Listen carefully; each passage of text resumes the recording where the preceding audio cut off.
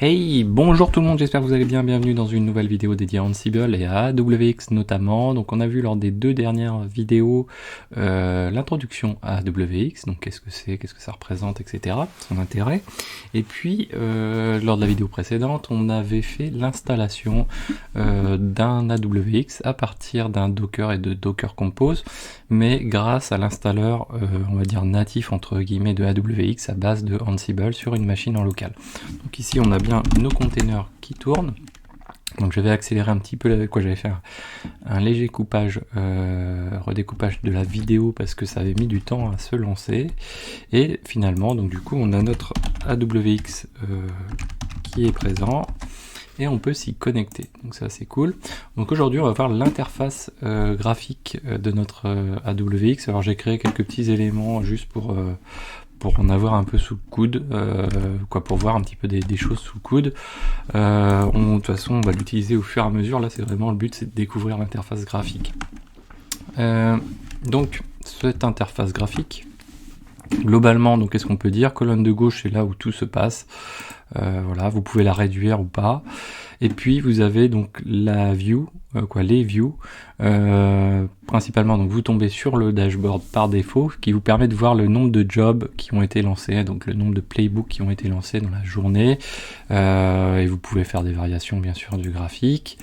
Vous pouvez voir aussi les recent jobs. Donc là, c'est plus sous forme de graphique, mais c'est sous forme de tableau, tout simplement. Donc c'est un peu plus sympathique et c'est surtout cliquable. Vous allez pouvoir rebondir dedans.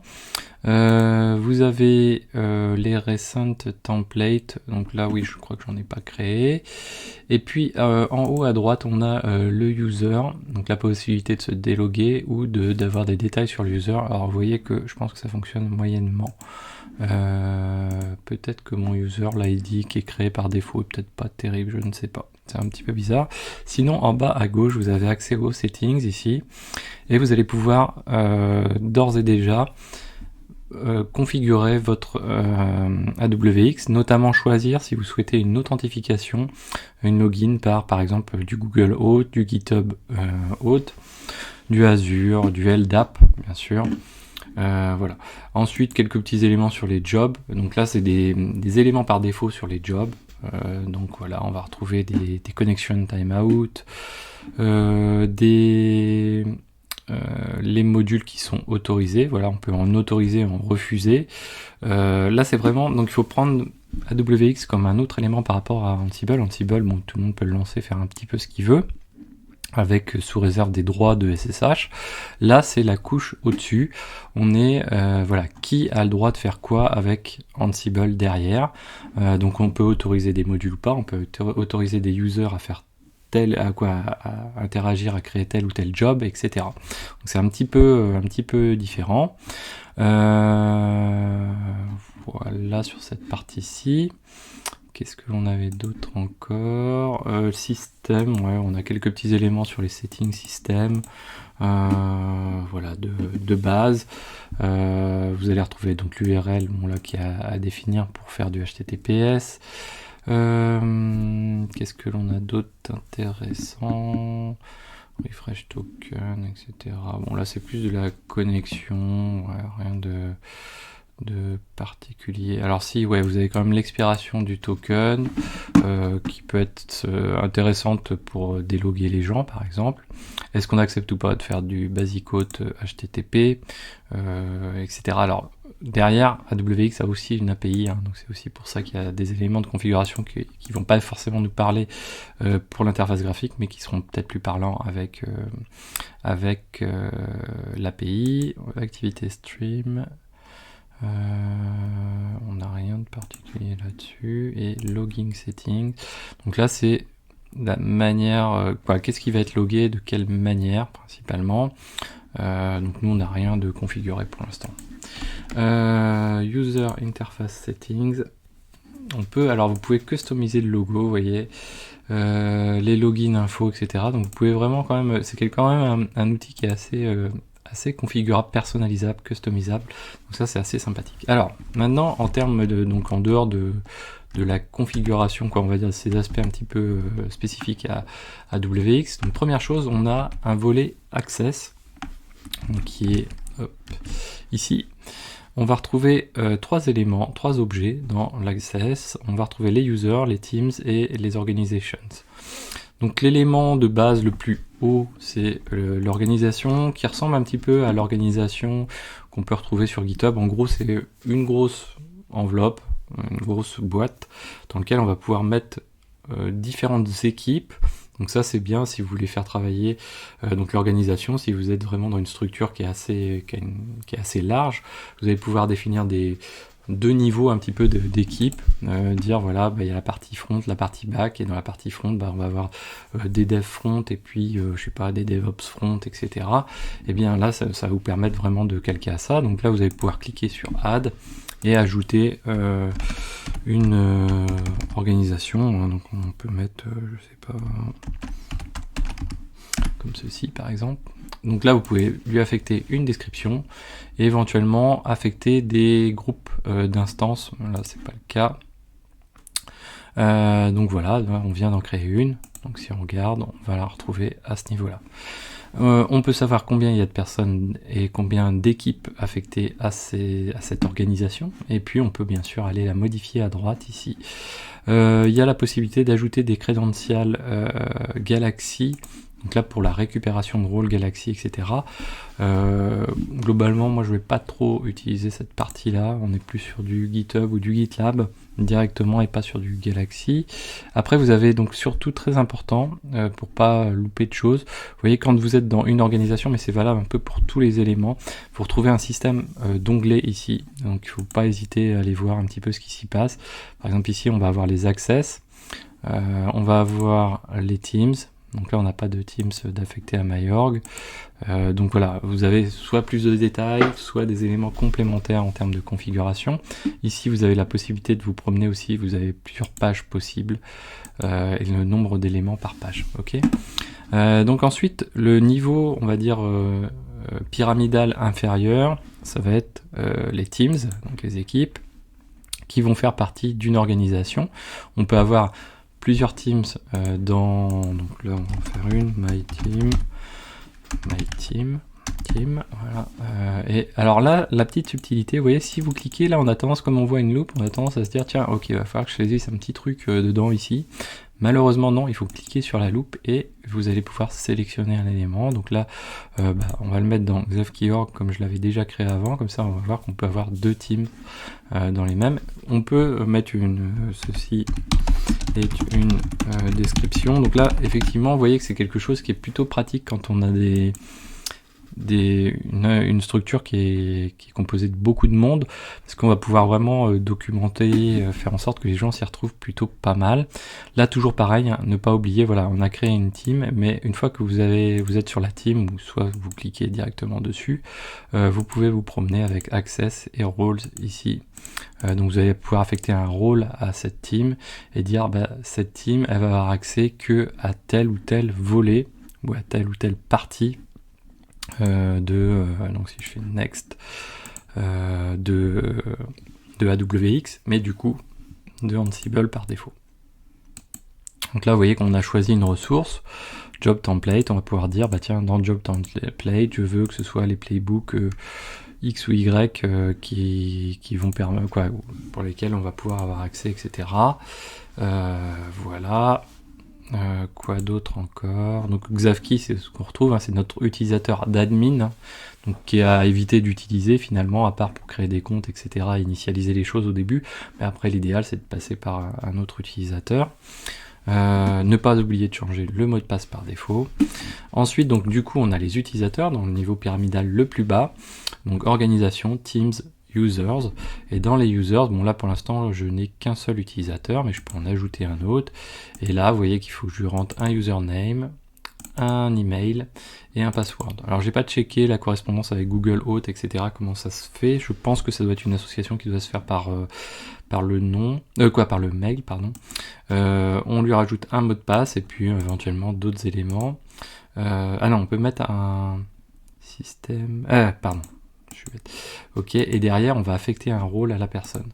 Donc les rôles, on n'a que 3 rôles dans AWX, user, auditeur et administrateur. Administrateur il fait tout ce qu'il veut, normal user, il va vraiment faire les petites choses un petit peu classique d'utilisation, et puis auditor, ça va permettre d'avoir d'autres éléments, d'autres informations complémentaires par rapport au job AWX et au système AWX. Donc ça c'est la partie Access. Ensuite on a la partie ressources, découpée en 4 éléments, donc les projects, les inventories. Donc l'inventory, bon, on va repartir de ce qu'on connaît. L'inventory, le host, voilà, donc là rien de nouveau. L'inventory c'est quoi? C'est là on va pouvoir décrire nos machines, donc là j'en ai déjà créé un. Dedans on va pouvoir décrire nos machines. On va pouvoir décrire donc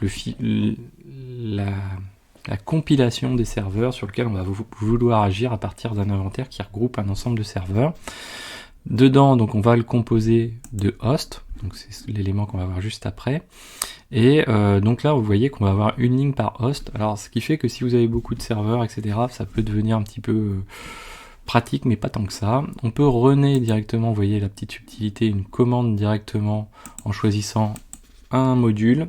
Et vous allez pouvoir runner une commande directement sur des serveurs sélectionnés sans passer de playbook ou autre, comme si on faisait du Ansible, non pas la commande Ansible playbook, mais Ansible tout court.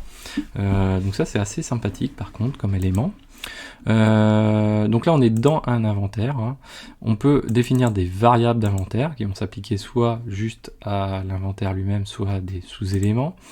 On va retrouver les groupes, donc on va pouvoir définir des groupes. Donc ici my group one par exemple, et on va pouvoir définir ici une variable de ce groupe. Et puis derrière on va pouvoir rajouter donc des hosts. Là on vient de créer un groupe, hein, n'est-ce pas? Donc on est dans mon inventaire, groupe. Vous voyez que il faut s'en faire une représentation un petit peu visuelle de tout ça, mais on est dans l'inventaire. Celui-ci. Et dans l'inventaire, on a des hosts, on a des groupes. Les groupes, eux, sont censés, bien sûr, rassembler des hosts. Donc, du coup, il faut aller composer ce groupe-là. Donc, pour le composer, on va cliquer sur My Group. On va définir les variables de groupe ici. Mais on peut, il faut rajouter même des hosts. Donc, on peut rajouter soit un nouvel host, soit un host existant. Donc, comme ceci, et on le sauvegarde, on l'a ajouté. Vous voyez qu'on peut activer ou désactiver. Donc, une fois qu'on a saisi nos hosts, on peut activer ou désactiver comme on le souhaite. On peut aller directement, vous voyez en raccourci, éditer ici le host si on a besoin. Donc, justement, en parlant des hosts, donc là, on va retrouver ensuite, donc on a les groupes, les hosts pour l'inventaire. On a ensuite la source. Donc la source, ça peut être, vous voyez, pour aller chercher des choses plus dynamiques. Donc la liste des instances EC2, la liste des instances Google, du VMware Center, d'un custom script éventuellement, de OpenStack ou autre. Donc, vous voyez que c'est quand même assez pratique. Donc là, c'est pour les inventaires dynamiques, vraiment le host, le source. Voilà. Et après, on va voir les jobs qui sont liés à cet inventaire, puisque le but à côté c'est de coupler ces choses, les jobs aux inventaires. À côté, donc du coup, on a les hosts. Donc, finalement, on en a déjà un peu parlé. Et après les hosts, on a donc les credentials et les projects. Alors, je sais plus dans quel ordre je le prends. On a nos credentials ici. Donc les credentials, ça va permettre tout simplement, donc si je prends, donc là c'est tout type de credentials finalement, tout mode un peu d'authentification. Donc ça peut être des credentials donc qu'on va retrouver un peu classiques qui sont machine. Donc on va avoir soit par mode user password, soit par privé, par clé privée hein, surtout, pas public parce que ça ne servirait à rien. Là on est vraiment sur le serveur Ansible, donc la clé privée qui va permettre de se connecter, ou en tout cas qu'on va lier à des hosts pour dire sur ce host là on se connecte de telle ou telle manière.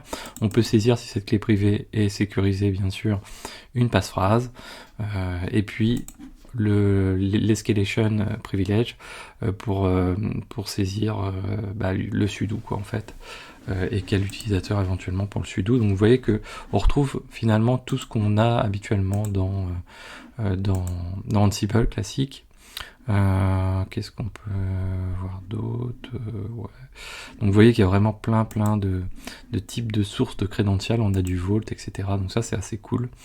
On retrouve ensuite les projects. Hop, ici je crois que j'en parle. Voilà, les projects. Donc là c'est le code en fait. Donc, globalement c'est le code de Ansible. Donc là on peut rajouter ici et puis on peut dire voilà les différents types de codes. donc soit du remote archive, soit du subversion, et souvent du git ou du manual. Nous on verra un exemple à base de chacun. Le manuel, donc c'est un peu particulier parce que ça va être à partir du serveur où il y a AWX, et nous on est sur des éléments conteneurisés, donc soit on va monter des volumes, nous on le fera peut-être pas forcément, mais en tout cas si on le fait pas, il faut avoir en tête que voilà, si on perd les containers, on perd les volumes qui vont avec et le code qui va avec, donc ce qui est un petit peu moyen, donc plutôt à éviter, mais il vaut mieux, et surtout que ça est grandement facilité par AWX, l'utilisation par Git qui est assez bien, donc on précise l'URL, on peut choisir une branche, les respects, les crédentials à utiliser, donc des crédentials qui sont en lien avec les crédentials qui sont ici, hein. Voilà, ouais, j'en ai pas, donc du coup on les voit pas. Donc là si on regarde un project Git, voilà, moi j'ai rentré un petit exemple. Derrière on a le playbook à utiliser, derrière on a aussi donc les liens qui sont faits avec, donc l'access, qui peut y avoir accès, les notifications, alors ça c'est un autre système, c'est un autre élément d'administration que j'ai pas détaillé encore, mais qui va permettre d'envoyer des notifications à l'exécution des projets. Les job templates, donc là c'est vraiment l'assemblage de l'ensemble, puisque là dans le project en fait on n'associe pas d'inventaire, il n'y a pas d'inventaire de lié avec un projet, et donc le niveau au-dessus dans l'imbrication ça va être d'associer project et inventaire, et du coup ça se fait dans les templates. Et donc là, les templates donc sont deux types, les job templates et les workflow templates. On va pas trop venir dans le détail. Il y en a un qui est plus modulable que l'autre. Et dedans, on va pouvoir choisir le playbook. Que je m'y remette. Je suis pas sur le bon aussi. Hop. Organization, inventaire, ok. Source contrôle branche, pourquoi il me trouve pas bon, je vais avoir un truc qui m'échappe là.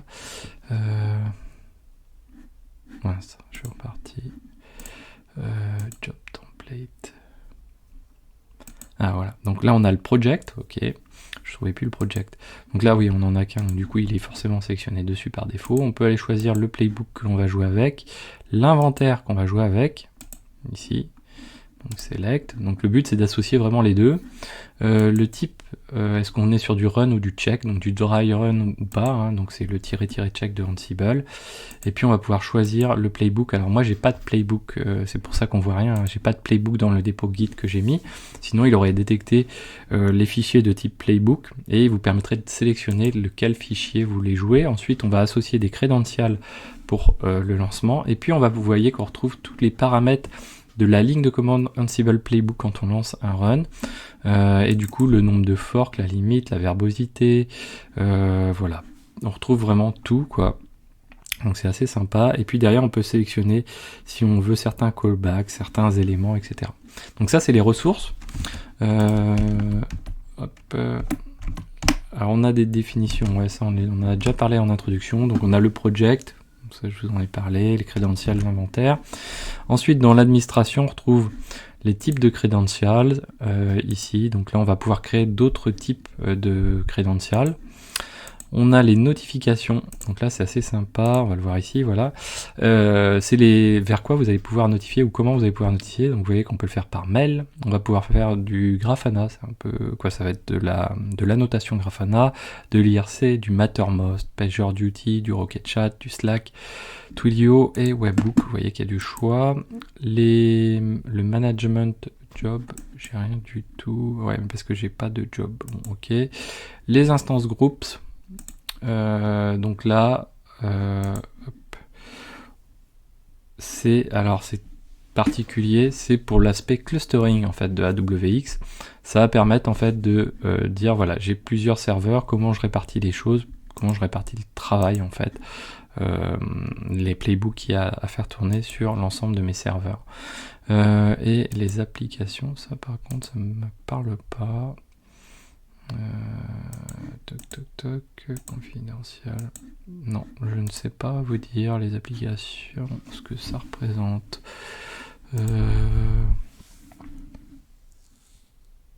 Non, aucune idée. Non, désolé. Peut-être que certains d'entre vous le seront, je ne sais pas. Donc, je vous en reparlerai certainement dans une prochaine vidéo.